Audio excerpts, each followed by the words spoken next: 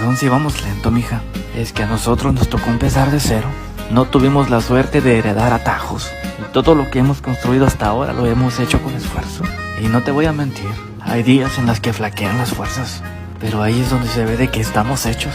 Y no es suerte, mija, es coraje. Y quizá vamos lento, pero cada paso para nosotros es una victoria. Es que no estamos compitiendo con nadie, solo con nosotros mismos. Y cada avance demuestra que tenemos algo que muchos no: corazón para salir adelante. Así que sí, perdón si vamos lentos, pero cuando lleguemos será con la frente en alto, porque nadie nos regala